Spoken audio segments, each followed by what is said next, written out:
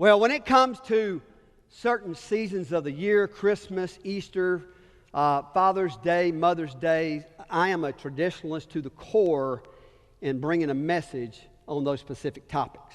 And the day is no different, but it will be the most different Father's Day message you probably have ever heard.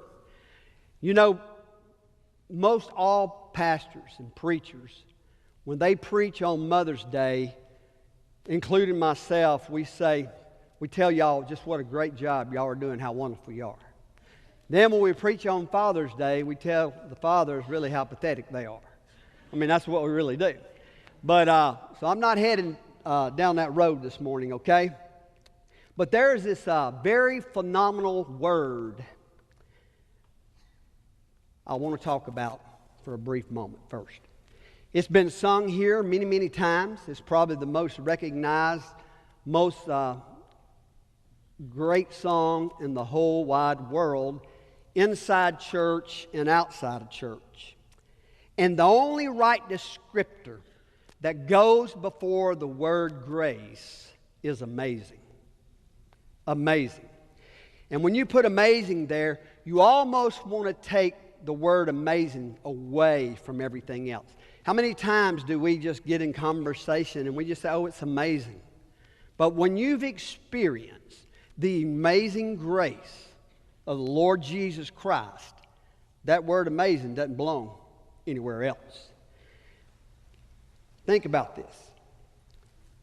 It should be at the very heart of what we do here at Cottage Hill Baptist Church, because it describes us, it changes us, and it basically distinguishes us from everything else on earth that has to do with God.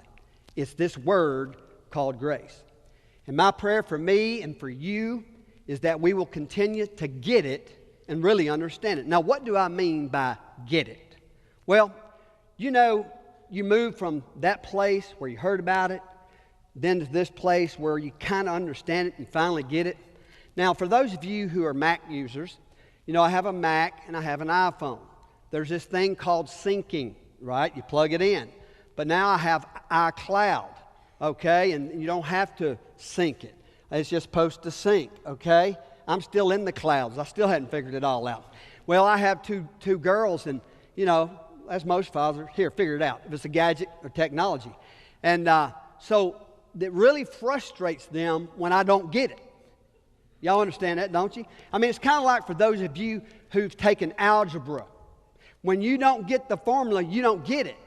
But when you get the formula, you get it. Now, you may have had to go 2 years to get it, but what I'm saying is, you get it. Okay? It's kind of like at your job. Something comes up, and finally, you get it. I mean, just like texting. I'm amazed at how many of you can just boom, boom, boom, boom, boom with these thumbs and everything else. And I have sent out words that I did not mean to. Well, we'll get in that. I've spelt some awful things. And, but you know, you're down there texting, man, you're getting used to it. Yeah, I'm trying to drive, leave me alone, trying to drive. Yeah, that's how we do it, you know. But texting, but now, you know, you kind of get it. And, you know, the first time when the group, you know, you started sending out the group text messages, you know, so what's happening is every time you answer it, it's going back to all the other people. I learned I don't do that anymore either unless I want them all to hear the same thing. There's a lot of things I've learned by my mistakes. But it drives people crazy when you get it and they don't, because it's like you are watching high-definition TV. Now, many of us can identify with that, because if you're watching some low-grade television and you're both watching the same thing and you're getting it and they're not, well, you're frustrated by them because you are. See, that's kind of like church, because every one of us is in process here today. But the goal is for all of us to move toward high-definition TV. And if you have high-def TV, you know what I mean, because you can see some things on high-def that you just can't see on a regular television. I mean, I'll never forget when it came out, and boy, I was watching football. I saw stuff coming out of those players' noses and mouths I didn't want to see. Y'all know what I'm saying? Yeah, high-def, you know. So the grace that I'm talking about is amazing grace. And I don't know if you just heard about it or you actually could talk about it a little bit, or if you get it and it turned into high definition once you did. And you know more than anything else today that it is for you, and it has changed your life. Well, let me set the scene right here and tell a story. You have Jesus Christ, the Son of God, standing right here. Over here, you have the tax gatherers and the sinners. Okay? Now, when you look at that picture and you think about it, something odd is there. This is not like the Sunday school crowd or the morning worship crowd that's just all around. And you would think that the tax collectors and the sinners, that, man, I'm getting out of here. I don't want to hang around this. Oh, not him. I can't do it. And you just would thought that they would have just went ahead and bolted. No, what does the Bible say? They drew into him. They drew into him. They gathered around him. And they listened to him. You know why? Because he registered with them. You do know the Bible says that Jesus was the friend among sinners. Now, just like, I want you to just think about this picture. Oh, there's one other group. You got the keepers of the law here, teachers of the law, Pharisees. You got those two groups over here. So now look at this, where we got. We got the sinners, we got the tax collectors, then you got the Pharisees, and you got the teachers of the law. And you got Jesus right in the middle. See, and these people over here, they always show up right on the fringes. The Pharisees were just a religious sect. They were the ones that started out on a good journey, all because God gave them 10 commandments, and they turned them into 2,000 by the time they was probably here listening to this story. All these rules, all this stuff that makes your life acceptable to God. That's why so many people do not come and get saved on a Sunday morning, because they're trying to dot all the I's, cross all the T's, clean themselves up, do the right things. If you can do that, you don't need God. You need to understand that. So listen to this. Here they were walking around. Teachers of the law were the ones walking around making sure that everybody was doing everything just right all the time. And you had to do it right. The tax collectors didn't even have a prayer with these guys. They were not on the radar screen. They had already written them off. They had already written off the sinners too.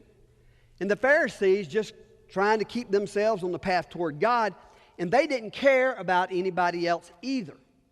And here they were all standing, and right in the middle was the Son of God.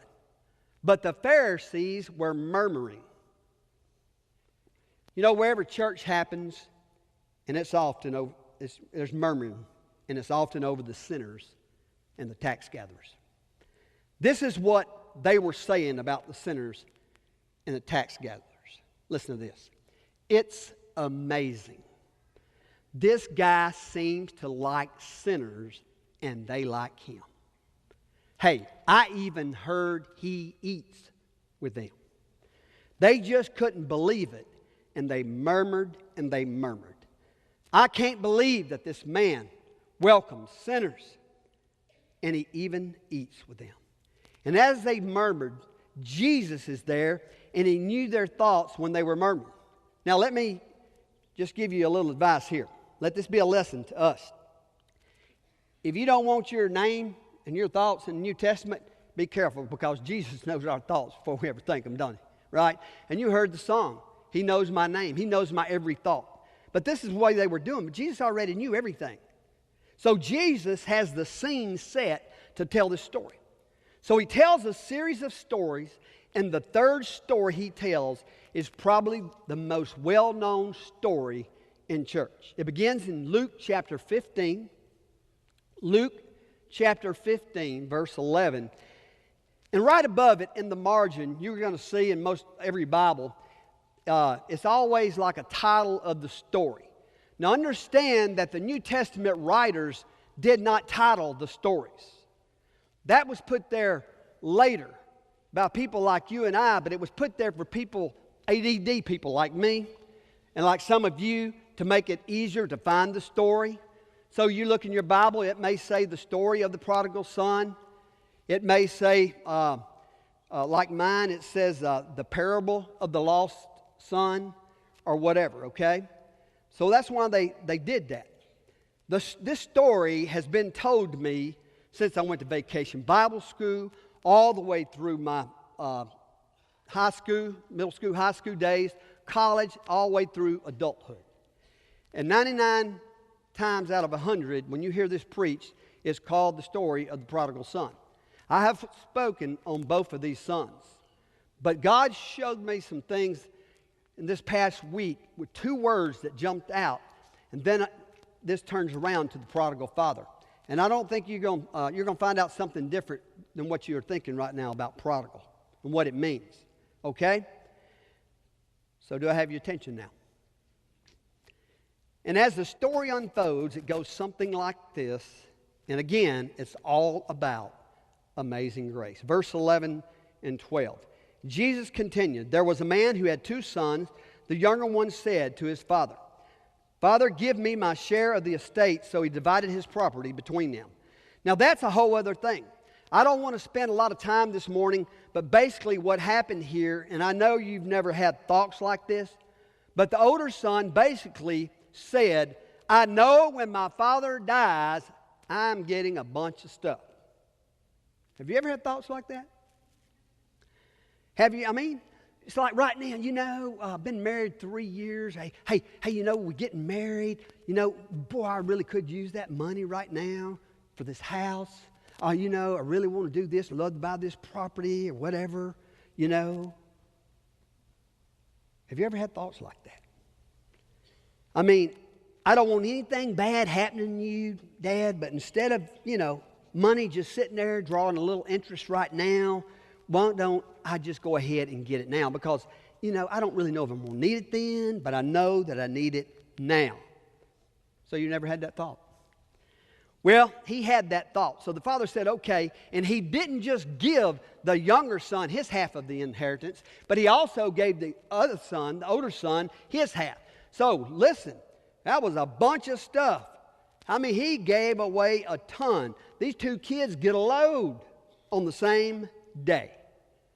Verse 13a. Not long after that. Now, how long do you think after that meant? 45 minutes? An hour? Not long after that. Because, see, I think it was pretty quick. Why? Because I think a lot of calculating had been going on in that son's mind before he ever left home. Oh, I think he had been thinking about it. So now he gets all of his inheritance, and we follow along in verse 13. The younger son got together all he had, set off for a distant country, and there squandered his wealth in wild living. And after he had spent everything, there was a severe famine in that whole country. And he began to be in need. So he went and hired himself out to a citizen of that country, who sent him into the field to feed pigs. He longed to fill his stomach with the pods that the pigs were eating, but no one gave him anything. You see, in his mind, he had this brilliant escape plan about how life was going to be, and it started out strong, but he blew through his money. Can I just say that usually in your runaway plan, a few things happen that you don't plan on? And he hadn't planned a famine in his runaway plan, and things got tough in the whole country. So now here he is, hungry and feeding these pigs, and look what happens in verse 17. When he came to his senses. Now let's don't overlook that. Before you ever get help, you have got to understand you need help. You must come to your senses. When he came to his senses, he said, "How many of my father's hired servants have food to spare? And here I am starving to death. I will set out and go back to my father and say to him, 'Father, I have sinned against heaven and against you. I am no longer worthy to be called your son. Make me like one of your hired servants.'" So he got up and went to his father. Now normally, that's the message. That's the talk. It's kind of under the whole thing of, I know you're out there in a distant land, and I don't know where you are in this building this morning, but listen, we are here for you today, and God's here for you today. And the church I grew up in, we always would sing, "Just as I am, Jesus is tenderly calling, come home, come home." Y'all know what I'm talking about? And we may sing 2 verses, we may sing 12 verses, we may sing to 2:30 in the afternoon, because we want you to come home. That's basically the way it goes. So hear me. That's not really where we are going this morning. I'm not saying that there aren't runaways here and it's not a serious deal. I'm not belittling that faraway land at all. I mean, if you would understand it, you look around in a room this size, there are a lot of people here, and there's a lot of runaways right here in this very room. Some of you are running away from your wife. Some of you are running away from your husband. Dealt with both of those issues this weekend. Some from their kids. Dealt with that one 2 weeks ago. Your job, your family, your relationships, your responsibility from your past, from yourself, and you're out there in Nowheresville. Nowheresville. And like this son, there's a period of time coming that you have to come to terms with how your plans are working out. If they're working out fine and everything, working out great like you thought it was going to work out, then awesome. You just stay with that plan. But it's not working out quite like you thought it was going to work out, and some unexpected things that you didn't factor in, in your runaway plan. Say it just kind of happened and you found yourself in a place that you don't know how you even got there, but it was not where you headed out in the first place.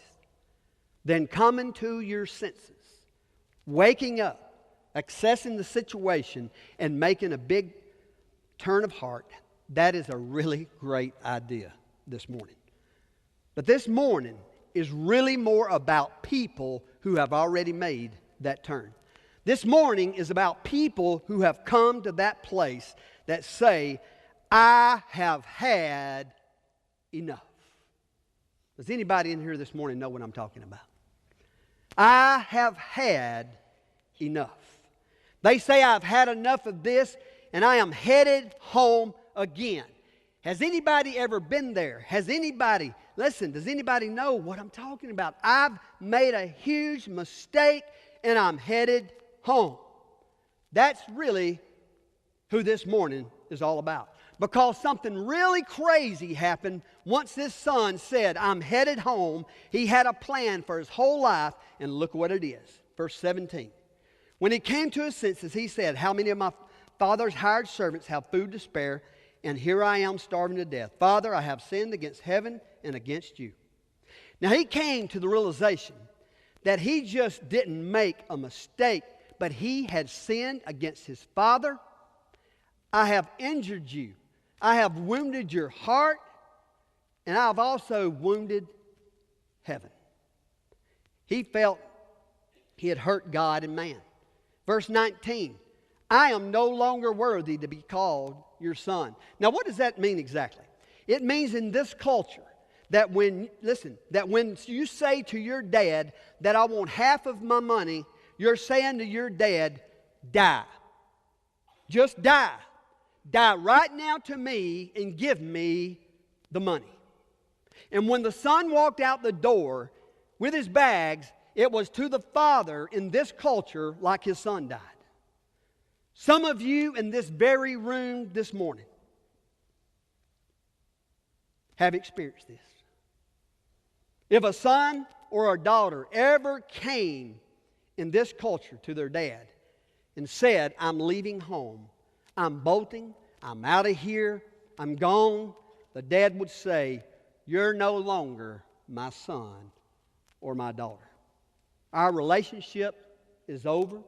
A fracture has taken place. Don't ever, ever speak my name again. It cannot be repaired. Don't ever come back. Some of you have had a wayward son or daughter to leave home. Now I want you to look at this again. It's over between you and I. This is what we would say. So the son is carrying that understanding. He knows going back and saying, Dad, what do you think? Going back and saying, hey, Dad, what do you think? Now, that's not an option for him, but this is his idea. Now, I want you to watch this right out of the Bible. This is his 3-point plan. I've sinned against heaven and against you. Second, I'm not worthy to be called your son. Now, here's his closer. This is his third big point.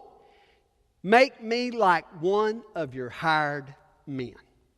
I'm not asking to be in the house. I'm not asking to have my room back. I'm not asking to sit at the family meals. I'm not going to be there at Christmas. I'm not going to be there at Thanksgiving. I just want to be back on the property. I'll be a servant. They are better off than me. Just let me be a servant. And that was his plan on his terms of how he could get back into a better place of life. And here he comes, and he doesn't know what he's going to get. He doesn't know if he's going to get the finger. He doesn't know if he's going to get the hand. He doesn't know if he's going to get the arms. Some of you identify with that. He doesn't know. He doesn't know if what's going to go on. He doesn't know if the door is bolted, and he knocks and he bangs and he hits it and nothing happens. After about 3 hours, the servant comes around and says that, hey, ain't nobody coming to the door, buddy. He doesn't know if Dad has a checklist. I mean, that's what should happen, right? He comes rolling up with, to the house, and Dad says, well, look who's back. Hey, everybody, will you look at who finally made it home? Boy, he's looking good. Man, what happened to you? It didn't work out so good, I don't guess. So maybe he has the checklist, and he says, so you want to come back? Well, let's start with number one. First, you're going to say a few things to me and your mother, then your uncles and your aunts, then your nephews and nieces, first cousin, second cousin, the list goes on. And to each of the servants. Second, it's going to be a while. There's going to be a probation period. And maybe we will ease you into the low servant quarters, and we'll just see how that will go for 3 months and see what you really got, and then move you into the upper servant quarters, and eventually you may get full service status here, but it's going to be a lot of payback that's going to happen here. So this kid is coming down the road with a speech in his back pocket, and he's rehearsing it over and over in his mind. Dad, I have sinned against you and against heaven. Dad, I'm not worthy to be called your son. Dad, make me like one of your hired men. And he just keeps on and keeps on and keeps on. If you just let me be on the property, Dad, that's all I'm asking. And here he comes with his plans on his terms. Listen, this is the key part of the message. In his mind, he has decided what the situation is going to be, and the terms are for him to come back home. Many of us have done the same thing. And he knows his father is going to have a long list, but he's okay with that. He's prepared for that. He had come to his senses. It's like a lot of us. When we come back and we're just happy to be on the property again, and we say, hey, God, I know I have injured my relationship with you and other people. And that's not a bad thing to say. I'm not worthy to be called your son or your daughter. And that's not a bad thing to say either. I mean, I've got my plan. And God, I'll work on this church committee. Hey, I'll change diapers, more than one. Hey, I'm telling you, I'll go on mission trips. I'll even go overseas. I'll sleep on the ground. I'll sleep in a tent. It can be 115 degrees. I will tithe. I will give money. I will do whatever it takes. I'll do the list if that's what it takes to make it all up to you. And he comes back with this plan, and something crazy happens in that moment. So here he comes. He got up and went to his father. Verse 20. But while he was still a long way off. Now, what did that mean? In other words, the father's not standing there on the porch. I mean, the kid's not standing on the porch beating on the door, because it means he's still a long way off. While he was still a long way off, his father saw him and was filled with compassion for him. And so all of a sudden, the father, he just freaked out, didn't think, didn't pre-calculate what he was about to do, and he did an unthinkable thing, and in this culture especially, and he started running toward his son. So here you have a son that has a speech in his back pocket, and now you have a dad coming off of the porch in a full sprint. Now, I don't know how old this dad is, okay? I don't know if it's a good idea for him to be sprinting or anything or not, but something has taken over, and he sees him from a long way off, and it makes me wonder if someone must have tipped the father off. Man, you're not going to believe this, but I saw your kid the other day in such and such town, and I believe he thinks he's coming back. So the dad says, really? So he gets up and he goes out to the porch every day, and he's watching in that direction that the sun will be coming from. And when he sees the top of his head coming over the hill, he says, that's him right there. And he just starts running towards his son. That is an amazing picture. He ran to his son, the Bible says, threw his arms around him and kissed him. Huge shocker, I think, here for the kid, won't you think? I mean, I might get a servant at the gate and hearing him say, no, I'm not letting you in. We've been told, hey, if we ever see you again, to not let you through the gate. Well, will you ask my dad if he will come out? Well, I'll go ask your dad if he can come out. He has prepared and rehearsed, remember this speech a dozen times. So he sees this shadow coming up the road. And he says, oh no, it's my dad, and he's going to beat the living daylights out of me. Right here on the road. He's coming with such fury, and he stops right there. I'm coming. I'm coming. And when he gets there, he picks him up off of the ground and twirls him around in the air and says, wow. And he starts kissing on his boy. And the boy stinks. The boy is bruised. The boy is tattered. I mean, he is gross. And he says, hang on, son, let me sanitize you. No, he didn't say that. I mean, he was loving all over this kid. Please understand that. And here it is, man. I don't know how far away from the house they were or how close they got to the house, but the dad spoke to the servants. So either the servants ran down the road with the father or he carried the kid back to the house. But at some point, listen, the kid, because he had a plan and he knew how it was going to go down, he must have just pushed his dad out of the way and said, Dad,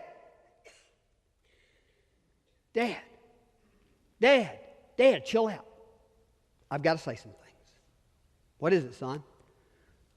Well, Father, first of all, I've sinned against heaven and against you. Dad, I'm no longer worthy to be called your son.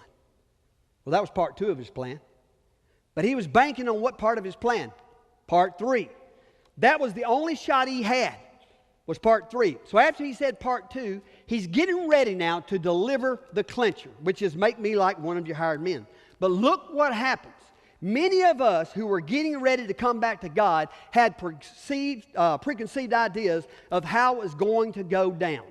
But look at this. I love this verse. Dad just butted in. And I don't know if he just put his hand on his mouth, whatever he did, or he just said, whoa, right there, because the recorder of this story never shows him delivering part 3 of his speech to his father. Now, I think the first 2 parts of the speech are needed to come out. But the father said to his servants, I love his part. He already knew what he was going to say and do when he saw his son's head coming over the hill. Now take a look at the screen. His son was preparing to give his speech, and the father was planning his party. Big difference, isn't it? Big difference. Incredible. They were going to celebrate. He had been thinking about being a servant, and he was thinking about, saving that calf, for about 6 months now, and he is fat and ready, and we're going to celebrate. And as soon as he gets here, the party is on. Understand, we have 2 colliding plans going on here, and the father's plan was, verse 22, quick! There's not a probation period.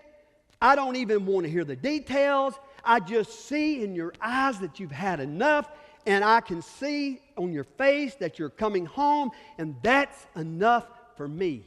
Quick, get one of the servants' robes. No, bring the best robe and put it on him. Robe guy bolts, gets the robe. Hey, put a ring on his finger. Okay, ring. Where do we get a ring? Is the jewelry store open? No. What do? Or has Daddy already thought, well, here's the ring. A ring is on his hand if he shows up, and you got to be able to do this. You got to be able to get this ring. And ring guy goes, ring? Don't we need to wash his hands first? Don't we need to at least get some stuff out from under his nails? Do we need to clip his fingernails? No. Well, what kind of ring? Put the ring on his finger now. What ring? My ring. The family ring that has my crest and seal on it, and it says, it is mine. Put it on his finger. Put shoes on his feet. And bring the fattened calf and kill it. Now, there were two people who weren't really happy to see him coming home. One was the older brother, because he was a goody two-shoes, a do-gooder. That's not a bad thing, but listen to me. You don't have to be wild all of your life to get grace, but you can't stay home and be a do-gooder all your life and get grace either. At some point, you have to realize that everybody in here is in the same boat with God if you're going to get grace, and that nobody is good. No, not one. There is none righteous. No, not one. We've all sinned and come short of the glory of God. So the older brother wasn't happy because he didn't think his brother deserved his feast. But the other person, well, it wasn't really a person. It was the fatted calf. Because I think as soon as he saw the kid, he knew there was going to be a party, and he said, I am a goner. So here he is. There's a robe, a ring, shoes, and they're going to kill the fattened calf. And the father says, let's have a feast and celebrate, for this son of mine was dead and is alive again. He was lost and is found. So they began to celebrate. And that's why I think, by the way, that this story should be called the story of the prodigal father. If they would have hired me to write the little caption between the stories, after the couple of words that I found in the dictionary and researching this, I would have said this is a story of the prodigal father. Why? Well, the definition of prodigal in the dictionary, it doesn't just use about wasteful and wild living and reckless, but two of the most important words used more than anything is excessive and lavish. Now, was the son excessive? Absolutely. Was his partying lavish? Absolutely. Was his rebellion excessive and lavishing? Absolutely. But who's the most excessive person in this story? Who's the most lavish person in this story? It's the Father. His grace was the most excessive thing in the story. His ability to forgive was the most excessive thing in the story. His willingness to bring a son back who was dead and had insulted him to his face, that's lavish. That's outpouring. That's giving everything above and beyond, and that is grace, and that's why we call it amazing grace. The story here is not really a story about us. It's a story about Him, about a Father. I don't know what a father means to you. Maybe father means to you all of those other things. The finger, the hand, the arms folded, the door bolted, the list of what you've got to do, or a fist that is coming at you when you knocked on the door and bam! I don't know what kind of father you would be expecting on the other end of your speech. And I don't know what kind of God you're thinking about. But something in your heart says, I've had enough and there has got to be something more, and I'm headed toward the one who made me. I don't know what kind of God you're expecting on the other side of your speech. And I don't know what kind of terms you set your reconnection with for Him. But I'd like to say this morning, the story is really about Him and how excessive He is. The story is really about Him. How excessive He is in His mercy and His grace, compassion and forgiveness. And about how eager He is to throw a party for you. And it's not just enough for Him, for you just to be back on the property. He wants you to be in His arms. And He's willing to put them around you right where you are. That's why they call it amazing grace. There are two types of tension in here right now, just like there was in the crowd where Jesus was. Got tax gatherers, sinners, Pharisees, and teachers of the law. And one group says that that's just too easy. That's way too easy. Come on. You don't just go blow it, live wild, do your thing, party, and just show up one day at God and act like everything's all right. That is way too easy. That's what the other brother was saying. There has to be consequences. There has to be retribution. There has to be a probation period. There has to be justice.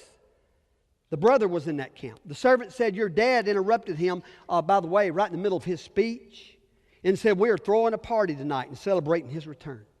Are you kidding? That's too easy. Can't you just see when the father was hugging the son, when he met him, the son's trying to get the speech out of his back pocket and he can't do it? But there's another whole group of people. And that's the people that I found the most heart for. And that's the people over here that says, that's just too much. I don't really think I could have a robe or a ring or have shoes or have a party. No, not with what I've done. Not with my past, not with my story, not where I've been. It's just too much. And you've been here week after week. You have sang the songs. You've been in Bible study. You've been in worship. You have a Bible. You're trying to grow. You're into the thing. Man, but your heart of hearts, you say, I've really never danced. I never really have cut loose. Wow, there's music playing. There's a party going on, and there's a feast, and it's for me, and that's crazy. Hey, I'm back. I'm a son. I'm a daughter. I'm loved. I'm embraced. I'm in the house. I am not in the servant quarters. I'm with God. I am forever reunited. I am forever embraced. I am fully accepted, fully forgiven, right here and right now. And that's what God is saying to us this morning. Hear this statement. It's not just enough to be home. Because when I was telling you about, do you get it? You get it when you're home free. To the people who think it's too easy and to those who think it's too much, I direct your attention to the storyteller. Not me. I'm not the storyteller. I'm retelling the story, but the storyteller is named Jesus, Son of God, standing in a crowd of do-gooders and do-badders. Not to tell stories, but to live a life of perfection so he could lay down for the sins of the world. And he looks at the easy people and he says, oh, you think it's too easy for the father to run and meet the son or the daughter on the road and throw his arms around them? You think that's too easy? Stick with me a couple of more months and watch what I go through, and you tell me if you think it is too easy, because I've come to do the hardest thing that has ever been done on earth. And to the people who say that it's too much, I should just stand on the fringes and be happy that I'm inside the building now, I mean, with all I've done, I also want to direct you to the storyteller who has scars on his hands and on his feet, and he says to you, you were dead, but I made you alive again.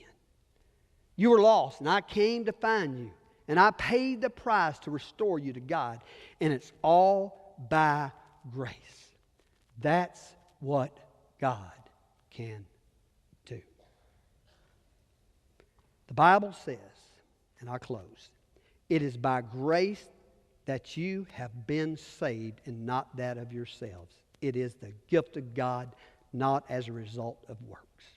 No one should boast, because we are His workmanship, created in Christ for good works that God has prepared beforehand, that we should live and walk in them.